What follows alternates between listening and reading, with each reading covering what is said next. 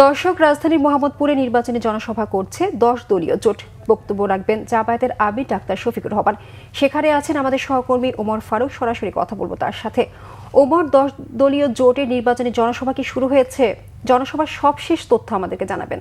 এই মুহূর্তে রয়েছে রাজধানীর মোহাম্মদপুরের যে কেন্দ্রীয় ঈদগাহ মাঠ, সেখানে আজকে মূলত যে 11 দলীয় জোট, সেই 11 দলীয় জোটের প্রার্থী ঢাকা 13 আসনের খেলাফত মজলিসের আমির, বাংলাদেশ খেলাফত মজলিসের আমির মাওলানা মামুনুল হকের আসনে আজকে নির্বাচনী জনসভা অনুষ্ঠিত হচ্ছে। এইখানে মূলত আমরা এখানে আজকে যে 11 দলীয় যে শীর্ষ নেতারা তারা উপস্থিত থাকবেন।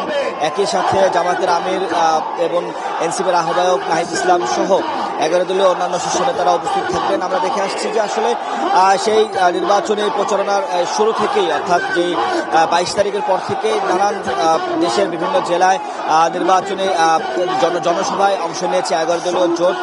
একই সাথে আজকে যেহেতু আগামীকালকে শেষ হচ্ছে নির্বাচনী প্রচারণার যে সময়সীমা, সেটি এর ফলে আজকে এখানে ঢাকায় এই বলা চলে যে এটি সবশেষ সমাবেশ। এরপরে সন্ধ্যায় 11 দলীয় জোটের সমাবেশ আছে দোহারে। তবে ঢাকা সিটির মধ্যে আজকে এখানেই সবশেষ নির্বাচনী জনসভা। এবং আমরা দেখতে পাচ্ছি যে এই মুহূর্তে যে নির্বাচনী জনসভা যে মঞ্চ, সেই মঞ্চে যে 11 দলীয় শীর্ষ নেতারা রয়েছেন এবং যারা মামুনুল হকের অনুসারী আছেন তারাও রয়েছে।